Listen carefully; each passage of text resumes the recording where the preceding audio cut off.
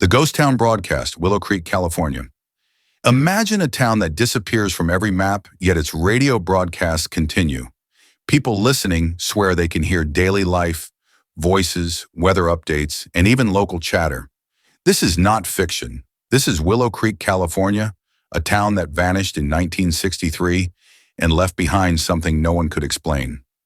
Willow Creek was a quiet, unassuming town in central California, nestled in the Sierra Nevada foothills.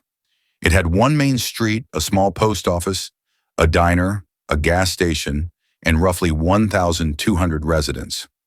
Farmers worked the surrounding fields, children played in the streets, and every summer the town held a fair with homemade pies and a small marching band.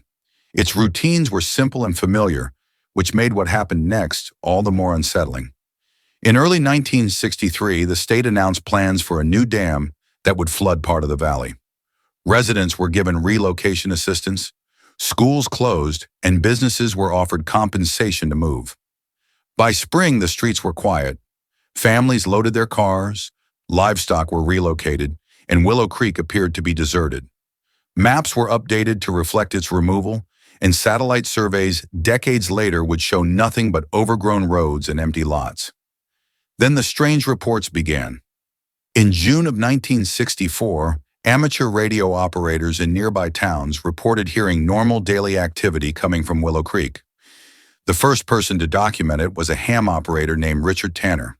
While tuning his radio one quiet evening, he recorded a faint voice saying, "Morning fog, temperatures steady at 58, kids heading to school, lunch bell rings in 5. Tanner knew the town had been empty for months. The streets were abandoned, schools boarded up, and yet the radio acted as though life carried on. Over the next few weeks, the signals became clearer and more consistent. Weather updates, announcements about the town council meeting, local advertisements for groceries and tools, even chatter from the diner. Voices of people ordering coffee, discussing the price of eggs, laughing. It was as if the town had refused to disappear. Tanner and other operators began documenting every broadcast, noting strange anomalies in the signal, including odd static bursts that sometimes sounded like whispers, faint background noises resembling footsteps or doors opening, and even the occasional jingle from the local ice cream parlor. The California State Radio Commission launched an investigation in late 1964. They sent a small team to the site to inspect the abandoned radio station. The building was intact, dust-covered, and seemingly untouched for months. Equipment powered on, transmitters humming as if someone was operating them, yet no one was inside. Investigators recorded the broadcast and confirmed voices discussing mundane town matters.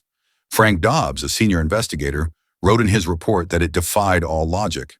The station was broadcasting, but there were no operators, no logbooks updated, no footprints anywhere.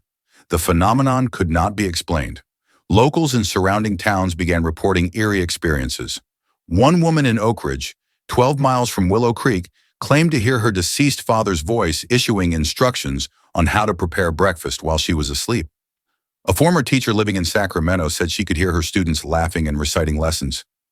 Neighbors reported that the broadcasts sometimes mentioned names of people who had never lived in Willow Creek. Some listeners described seeing faint shadows moving across the foggy streets when driving past the town. Cameras left by investigators captured nothing. The town looked deserted, overgrown, abandoned cars rusting in empty lots. In September of 1965, a 3-night recording project was organized by a group of ham operators. The voices on their recordings were clear, ordinary at first. They discussed morning chores, announcements at the town hall, children walking to school, deliveries at the local market. On the 3rd night, one voice said, "If you can hear us, do not follow the roads." After that, only static remained. The operators reported that their equipment picked up faint echoes of conversation that sounded distant, almost as if they were coming from another dimension. Technical analysis of the recordings revealed further anomalies. The signal appeared omnidirectional and seemed to originate precisely from the coordinates of Willow Creek, yet attempts to triangulate it failed. Frequencies fluctuated erratically, and portions of the broadcast contained coded messages and faint echoes of voices that sounded distant yet strangely intimate. Scientists, parapsychologists, and even government engineers tried to explain it. suggesting everything from residual electromagnetic echoes to temporal distortions. No explanation fit the evidence. Former residents were interviewed. Most said they never heard the broadcasts. A few swore they did, months or even years after leaving. Martha Lindley, a former shopkeeper, remembered hearing the bell from the town square while living in Sacramento.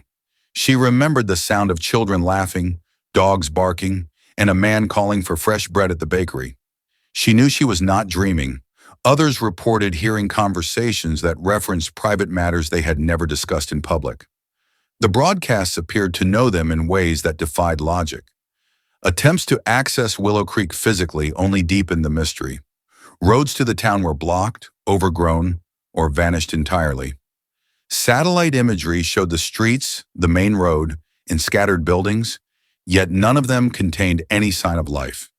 Engineers placing recording devices in the empty buildings captured only faint static, punctuated by the occasional sound of voices discussing mundane daily tasks. Amateur explorers and thrill seekers reported fleeting glimpses of figures moving behind broken windows, but the moment they approached, the shadows disappeared. Some even claimed the town seemed to shift subtly, as if buildings and streets realigned themselves to remain out of reach. Over time, the story of Willow Creek became legend among radio enthusiasts and paranormal investigators. Some theorized that the town itself had somehow become a transmitter, a temporal echo of its past. Others suggested more sinister explanations, though none could be verified. Despite decades of study, no one ever found a definitive answer. Researchers noted that the broadcasts were strongest during early morning fog or heavy rain. Some of the faintest recordings contained background sounds of wind chimes, doors creaking, and a distant train whistle that did not appear on any official railway schedule.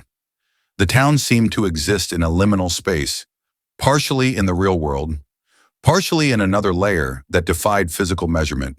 Today, Willow Creek is officially a ghost town. Maps no longer show its location, roads leading to it are abandoned, buildings are collapsed or overgrown.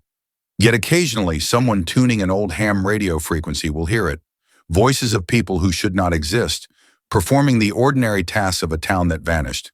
The town refuses to disappear, as if it exists outside normal time, as if it is calling out to anyone who will listen. Willow Creek is not on any modern map. No one lives there, yet if you listen carefully late at night, you might hear it. A town that refuses to vanish. Voices of people who might not exist. A warning or an invitation. Some things never truly leave, and some towns never die. The question remains, if you could hear the town for yourself, would you dare to answer?